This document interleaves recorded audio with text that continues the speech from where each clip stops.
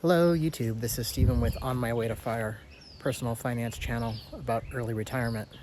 And today I want to talk about company stock, how much is too much. And I think I'm at that point.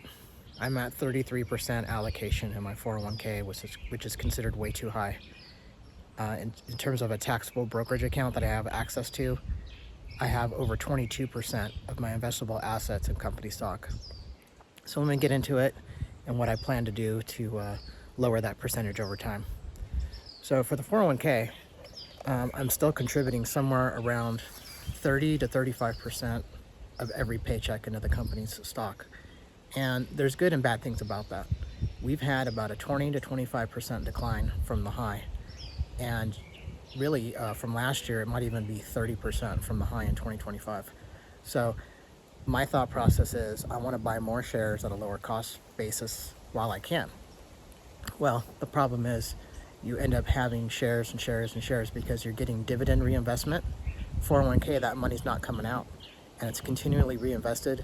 And then with each paycheck, it's just building up more and more shares. And I also did transfer some cash into the company stock. So that put me over 33%, and that's considered way too high. I'm gonna write it out. I think the stock has the ability to go back up 20 to 40% from where we're at, and I'm just gonna let it be. So what I might consider is if we do have a decent rally, I might cut the current paycheck contribution down to about 20 to 25% from 30 to 35, which is what I'm currently putting in. And my thought process there is let it have time to recover, buy while it's low, and let those shares rebuild. In time, I could switch it to other investments and it will slightly lower that percentage without selling anything. And then when the stock does eventually get back to a 52-week high, whether it's as high as last year or not, I will sell a significant portion of it and put it either in cash or find another asset class that's low. But for now, I'm gonna ride it out. I'm not too concerned. Now, if I was at 50%, that's probably way too high. But considering I'm at 33%, it's probably about as high as I want it to go. I know most investment advisors are probably highly disagree with my strategy, but I've been doing it this way for a while, and I have sold off some company stock in the 401k in the past when it was at a 52-week high, and I cut it down about 20% of what I owned. So, and it worked out because I've been buying it back at a lower price. It's just you have to wait out the cycle, and there's no guarantee when it'll happen. So, it is a bit of a gamble, but it's a calculated risk I'm willing to take. So on the flip side of that, I also have company stock and what's called an employee stock plan. And that buys every opposite week of my pay week. So for example, this week I'm getting paid with a check every 2 weeks. Well, last Friday it purchased into that company stock plan with the previous check's funds. And what it does is it purchases somewhere around $250 every paycheck, and it's delayed by the week, goes into the market, and it purchases company stock at current pricing. So over time, I've built up a significant amount of shares in that account, but I have access to it. And so probably about 2 years ago, it had a pretty good run, and I sold off a large chunk of it. And the great thing about that is I have the ability to select which shares I want to sell. So I always pick the highest cost basis that's at a profit and basically try to get all the break even close that don't really make anything and keep the lowest cost shares that have gains. And by doing that, I don't owe a lot of tax. Well, that stock actually continued to go up for a while, and I sold probably over the course of about 6 weeks, and I was able to get about $15,000 out of that account and put it back on paying off debt and just reorganizing payments, and I had property taxes due, a bunch of stuff all at the same time. So it worked out really well that I was able to sell it at that time. But now it's been 2 years and I really haven't sold any. So in my taxable brokerage account for that employee stock plan, in addition to my regular trading account, the company stock makes up about 22% of what I own in the brokerage accounts. So between the two, I'm still somewhere between 27 and 28% of all invested assets are in company stock. So again, I'm still too high, according to the experts. So what's the benefit? Well, the first benefit is I get a dividend every 3 months, and it's quite good. So this last quarter, I got over $600, and I put that towards my property taxes that were just due within this last month. And so I get paid every quarter. And because I'm not selling, that dividend payment goes up and up and up. So I can remember thinking back, because I've been in this stock program probably about 12 years now. The first couple years when I got to like $50 and $75 a quarter, that seemed like a big deal. Then it was 200 and 250. That seemed like it was a big deal. Well, now I'm at 600, and by the end of the year, it should be at close to 750, or might even be $800, because it's just ramping up with shares. So it is based off my income.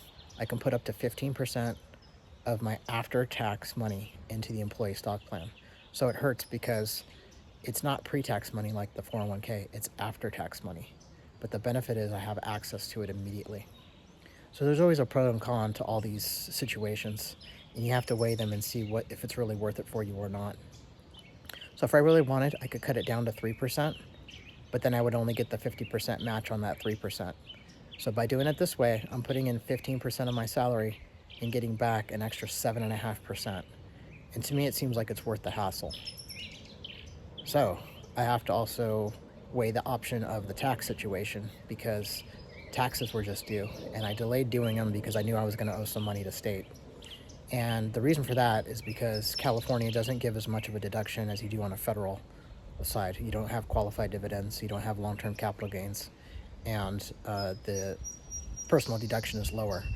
So I ended up owing about $600 to the state, which sucked. Actually, it was a little higher, it was a little bit over $700. And I did get a small federal refund. And because I had too much investment income in this last year, it hit me with an underpayment penalty of about $30. So I applied for the waiver. Fingers crossed they'll approve it. I just put a little explanation that I had more investment gains and dividends than I thought I would, and that pushed me over the top. And I guess the thing I need to keep in mind here for California is if you don't pay 90% of the tax due, that differential is considered subject to penalty. And so that's what happened. So I did some investigation, and I found out there's something called a D4 form. And what that does is it allows me to increase my withholding for California state taxes. So considering what last year was, I'm probably going to have more earnings this year. I'm going to get on it, and I'm going to include an extra probably $25 to $30 for the next few months to go each paycheck to state income tax. And then towards the end of the year, I'm going to increase it maybe to about $50 the last couple months. And hopefully by doing that, I can get within like 92 to 93% of what I owe, and there won't be a penalty. And I'll have a smaller amount owed on the taxes for the next filing. So that's kind of the goal there. So this is all kind of like minor hassle stuff that I got to keep in mind. I mean, you got to pay these taxes regardless, and I'm kind of out of ways to get around it. I heavily contribute to the 401k solely for the purpose of bringing down my adjusted gross income. So that's why I run a little bit of a deficit, and I use a HELOC to cover the difference if I need it. And then on top of that, I have stocks I can sell. And I also have dividends coming in those taxable brokerages. So in the big picture of all of this, I'm just constantly scanning, seeing what I need to rebalance, and see what's the best use of funds at the time, where my money's going to go that's going to do the best job for me. And I think in addition to this whole situation with evaluating my company stock and risk management, I need to consider the tax consequences. And so for the next year, I think I mentioned in my prior videos that I want to cut down on taxable income and maybe go with a little bit more growth type tech stocks, because on those you don't get a dividend and you only get taxed when you sell. So those might be better for the taxable brokerage for the time being. But another possibility in the next few years would be to retire to a lower cost of living state that doesn't have state income tax. And so the one on my radar really is Nevada, because it's close to California and they don't have that state income tax. And that would save me a lot of money a year, and I would be selling my property at a profit. So it's a lot of things to consider. I think my money would go further there. One difference though would be the electricity probably be a lot higher, because I'm gonna have to run the AC a lot more often. Where I live now, I never run the air conditioning. So I would expect the electric bill to be probably well over $200 a month, even just a single person living on my own. So these are just all the grand scheme pictures that I'm running through my head, trying to see if is it worth it to do these things.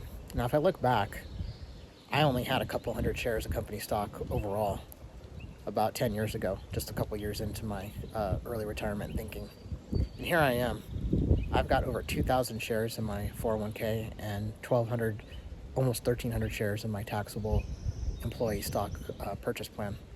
So it just goes to show you how dedication and time, even with selling here and there in that particular company stock symbol, I've sold it a few times, but just let time rebuild those shares. It's incredible how quick it happens. Time just moves so quickly. So I'm thinking, because I'm in this journey now, well, in about 12, 13 years into really considering early retirement, that I'm just past the halfway point, and I'm probably somewhere around 65 to 70% done with what I need to do. And I think what I'm calling the heavy lifting years here, this is where I'm earning my highest income and contributing the highest amount to my accounts when possible. There's going to come a day where I don't have W-2 employment and I can't take advantage of some of these things. So I want to maximize them as much as I can now and essentially front load them and just get them going. And if I looked at some tables just to see, and I'm well ahead of other retiree, or what I should say is retirement account balances considering my age. So I'm probably closer to somebody in their 55 to 59 range of having these balances, but I have it at 46 and I'm still contributing. So I think it's going to do me a great benefit by having these accounts already set up and going. And even if I reduce them, and do, just a little bit less than what I'm contributing now, the ball's already rolling. These accounts are growing, and yeah, there's going to be market volatility. And the other thing is, as these accounts grow, any market move, above a few percent, you start seeing thousands of dollars of changes, and it could be good and bad. So you just don't want to panic when you see that. So I think in the end, this company stock plan, it's a tool. It's just one of many things that I have. But I can see how you don't want an Enron situation happening where all your net worth is tied to a single company. And so if I was 100% on the company stock, yeah, that's definitely way too much. And, 40%, 35%, that's probably the highest I would ever go. And considering blended between the two accounts, I'm really at 27. It's really not as bad as it seems. And I do have the option to sell at any time. So I just don't want to panic and sell at a loss. I want to let the market do its thing. It'll be considered a value stock at some point, and the interest rates will be adjusted. And I just think long term, if I wait this out, I'll be in a better situation. So there's no reason to panic, but it's just you want to be aware of these things. So I just want to thank you for stopping by again. I'll be making more videos talking about more topics. But for now, company stock, 10%, that's what they're telling me to do. So I've got some work to do. So I'll see you in the next video.